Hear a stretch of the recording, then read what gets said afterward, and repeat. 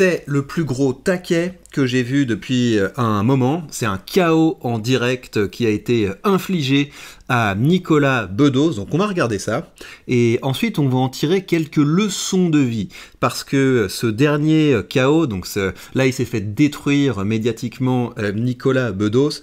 Eh bien ce dernier chaos, c'est le point bas culminant d'une descente aux enfers qui a commencé il y a un petit moment. Et on va donc se replonger dans cette chute pour en tirer quelques leçons de vie. Allez, c'est parti les amis, on commence par la séquence. Le livre s'appelle La soif de honte, c'est à l'Observatoire. Tout l'argent récolté grâce à la vente de ce livre va être reversé à une association de victimes. Tu le sais pas, je viens de le décider, mais... Voilà,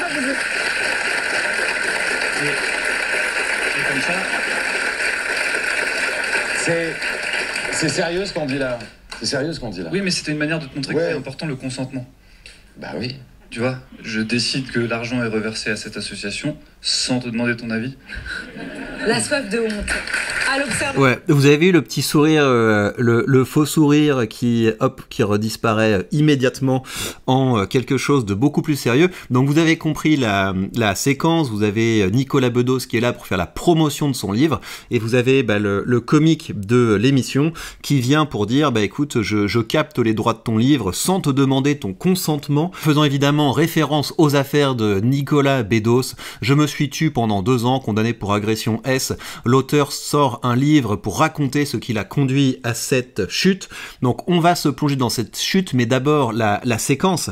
Il s'est fait complètement éclater. Hein. Et quand vous êtes face à un comique et que vous essayez de remettre les choses sur le terrain du sérieux, c'est là que vous vous faites encore plus avoir, parce que quelqu'un vient vous voir sur le niveau de l'humour, de la blague, de la farce, et vous essayez immédiatement de changer de registre, et ça signale que vous êtes un peu gêné par ce registre de la farce, et donc ça permet au comique de remettre une couche, et tout le monde se moque de vous parce que vous êtes le seul sérieux dans le délire, et donc ça veut dire que ça permet au comique de se mettre le public dans la poche. Donc il est tombé dans un piège dont il aurait été assez difficile de se sortir, mais encore une fois ça vient après tout un tas de mauvais choix qui l'ont conduit jusque là, et donc on va revenir sur certains points de son parcours. Alors juste une petite chose pour que vous ayez le contexte, Paul de Saint-Cernin, donc c'est le petit comique qui est là. Donc Paul de Saint-Cernin est né à Paris d'un père courtier en assurance et d'une mère employée au sein de la banque BNP. Donc voilà, c'est bien. Non mais honnêtement c'est bien moche. C'est quelqu'un qui avait un beau capital de départ et qui apparemment l'a pas mal fait fructifier. Alors avant d'être dans cette émission là, je crois que c'est quelle époque, l'émission de Léa Salamé que j'ai jamais regardé et que évidemment je ne regarderai jamais. Donc voilà, avant d'être dans cette émission, il était plutôt sur le foot. Je crois qu'il était chez Téléfoot, ou en tout cas dans des émissions de football, et des fois c'était marrant. Il envoie cette jolie petite couverture sur tes genoux. Anne-Laure me demandait si t'avais froid aux couilles.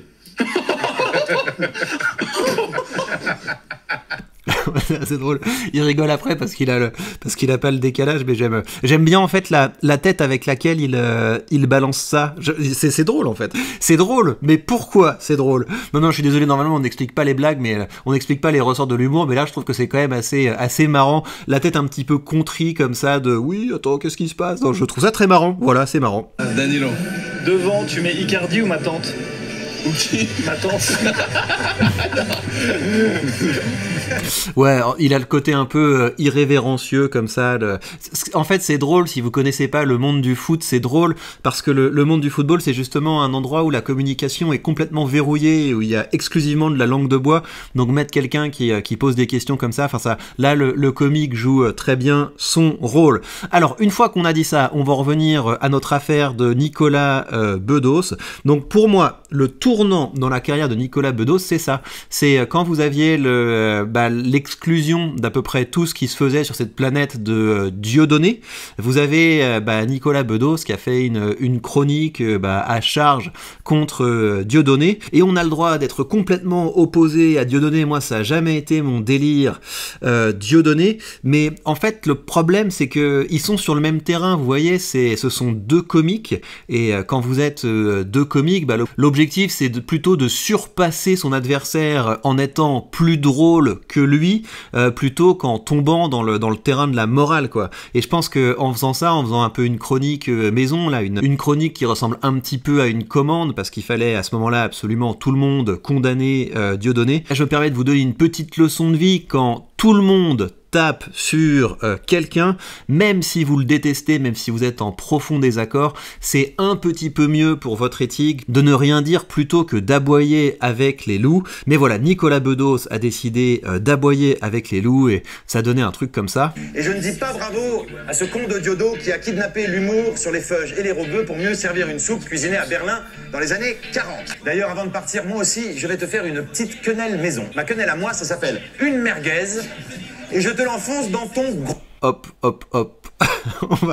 on va s'arrêter là. Mais vous voyez que c'est assez gênant parce que c'est pas très drôle et il est vraiment dans l'agressivité pure. Donc ça va pas. Et c'est pas cette chronique qui a mis fin à sa carrière médiatique, mais je pense que cette chronique, ça a dû être une rupture éthique pour lui parce que je pense que quand on est quelqu'un d'intelligent, on sent bien que c'est pas glorieux de taper sur quelqu'un pendant que tout le monde lui tape dessus. C'est d'autant moins malin qu'à l'époque, il devait savoir que lui non plus n'était pas tout à fait propre, et donc quand on rentre comme ça sur le terrain de la morale, de ce qu'il faut dire, ce qu'il faut pas dire, ce qu'il faut faire, ce qu'il faut pas faire, et que nous-mêmes on fait plein de trucs qui sont limites, c'est un petit peu embêtant, et donc je pense qu'après tout ce qui lui est arrivé par la suite, cette chronique a dû amplifier le fait que ça devait être difficile pour lui de se regarder dans un miroir. Donc Nicolas Bedos, condamné à 1 an d'emprisonnement pour agression S, annonce sur Instagram sortir un livre, La soif de honte, prévu le 7 mai. Il a annoncé vouloir tenter de comprendre ce qui l'a amené à avoir ce comportement. Et c'est hyper gênant en fait ce truc-là, c'est que je sais pas pourquoi il fait ça et je sais pas pourquoi certaines personnes font ça. Ce besoin de dire pardon, ça ressemble quand même à une volonté de se racheter médiatiquement. Et la preuve, c'est qu'il se retrouve maintenant dans cette émission. On a l'impression qu'il a besoin de revenir dans les médias traditionnels, mais le résultat c'est que quand il revient dans ces médias traditionnels, il peut se faire complètement cracher dessus. Donc il devient maltraitable à merci et il va finir comme chroniqueur chez Hanouna en fait. Vous savez, les chroniqueurs chez Hanouna sont sélectionnés soit parce que c'est les potes d'Hanouna, soit parce qu'ils sont humiliables à merci. Donc c'est pour ça que vous avez d'anciennes gloires qui sont devenues ruinées ou qui ont sombré dans l'alcoolisme, etc. Et donc au bout d'un moment, vous aurez Nicolas Bedos chez Hanouna. Voilà, je le pré-shot, c'est quelque chose qui pourrait se produire. Mais en tout cas, c'est hyper gênant de se retrouver dans cette position où on essaie de gratter de la lumière dans les médias traditionnels et qu'en fait, quand on y va, on se fait humilier comme il a été humilié. Si vous décidez de sortir des chemins battus, après, revenez pas comme ça gratter à la porte du système parce que ça se voit et c'est pas hyper glorieux. En juin 2023, il a été placé en garde à vue pour agression S présumée quelques semaines plus tôt lors d'une soirée. L'année suivante, l'auteur est condamné à 1 année d'emprisonnement, etc.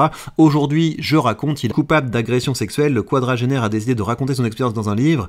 Je me suis tue pendant 2 ans de honte, de colère, de doute. J'ai reconnu mes fautes, accepté ma peine. Aujourd'hui, je raconte, non pour me justifier, mais pour tenter de comprendre ce qui m'a conduit à une telle chute, ce qu'elle révèle de nous, de moi, de l'époque.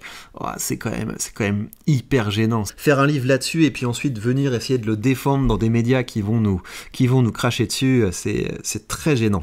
L'auteur a également dévoilé la 4e de couverture ainsi que le bandeau qui l'accompagne. Il semble avoir motivé: un jour viendra, ma fille, où tu te poseras des questions, tu iras sur internet glaner des infos sur ton père. C'est en prévision de ce jour que j'écris ce livre. Le dos relève un extrait d'un dialogue dans un style qui s'auto-analyse. Autre chose, qui va lire ça, quoi? C'est un livre qui est vraiment auto-centré. Donc à part des gens qui ont envie de voir jusqu'où un homme peut tomber, je vois pas vraiment qui va avoir envie de lire ça, quoi.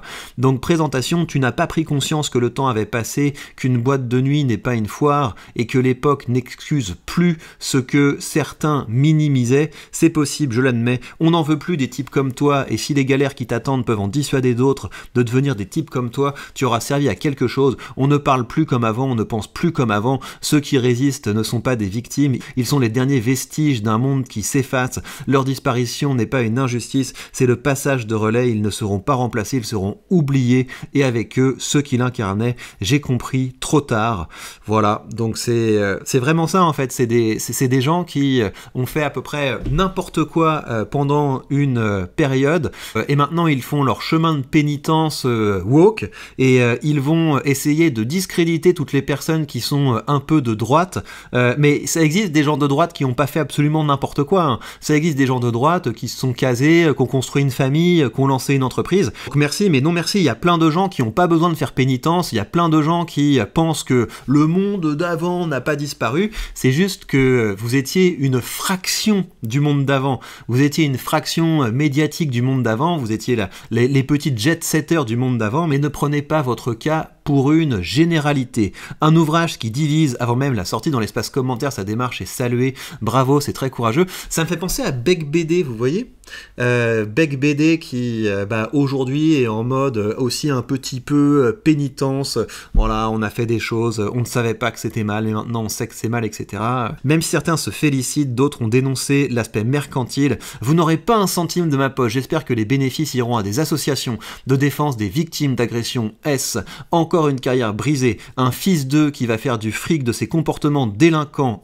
Mais c'est ça le problème en fait, c'est que en fait tu peux rien faire, tu pourras jamais en fait satisfaire les woke, donc la seule approche à avoir les woke c'est de les envoyer se faire voir en fait, parce que le problème c'est que les woke essaient constamment d'étendre le terrain de ce qui est licite et de ce qui est illicite selon leur vision du monde, mais non, l'ultra majorité des gens de droite, ce sont des gens qui ont construit leur famille et qui ont construit leur entreprise et qui n'étaient pas des espèces de petits bobos qui arrêtaient pas de faire n'importe quoi dans les soirées. Certaines personnes n'ont pas eu le temps de se mettre des tôles en soirée pendant toute leur vingtaine et pendant toute leur trentaine parce qu'on avait d'autres choses à faire.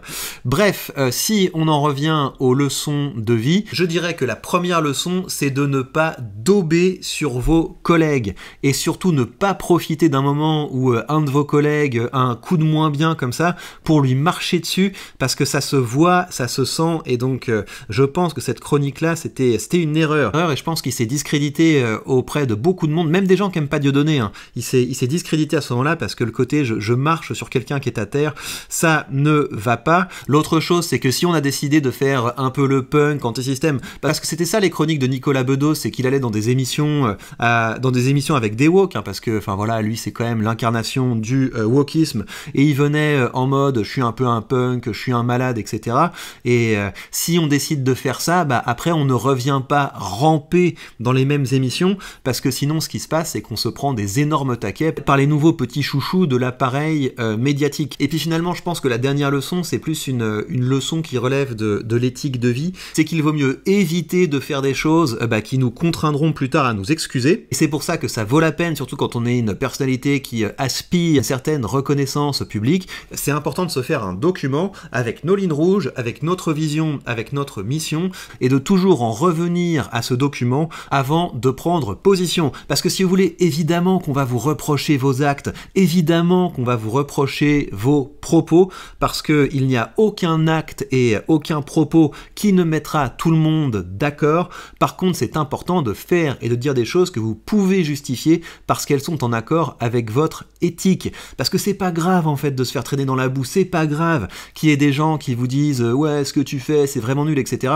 La culture dans laquelle vous évoluez peut tellement changer au cours d'une vie que certaines choses qui sont jugées comme normales à un moment seront considérées comme tout à fait anormales à un autre moment, et c'est pour ça que plutôt que de vous fier à ce que les autres jugent comme bien ou mal, vous avez tout intérêt à développer votre propre éthique. Encore une fois, c'est pas ça qui mettra tout le monde d'accord, mais au moins vous serez capable de justifier vos choix, de justifier vos actes, parce qu'il n'y a rien de pire, je pense, que de se mépriser soi-même. Et quand on voit le titre de ce livre, quoi, la soif de honte, mais qui en vient à ça, quoi? Qui en vient à ce genre d'émotion, quoi? On a quelqu'un qui manifestement en est arrivé au stade où il se dégoûtait lui-même, et c'est pour ça que je vous dis que ce gros taquet qu'il s'est mis, ce taquet face auquel il ne peut pas véritablement répondre, parce qu'il n'y a pas grand-chose à répondre, c'est le point culminant de sa chute. On lui souhaite le meilleur pour la suite. C'est quand on touche le fond qu'on peut trouver l'impulsion pour rebondir, c'est ce qu'on lui souhaite. Et si vous, de votre côté, vous avez envie de bien gérer votre communication, vous avez bien envie de gérer votre prise de parole, et que ça devienne quelque chose qui vous rapporte plutôt que quelque chose qui vous coûte, premier lien sous cette vidéo pour télécharger ma leçon de persuasion, vous m'en direz des nouvelles. Et bien voilà, chers amis, prenez bien soin de vous et à très vite.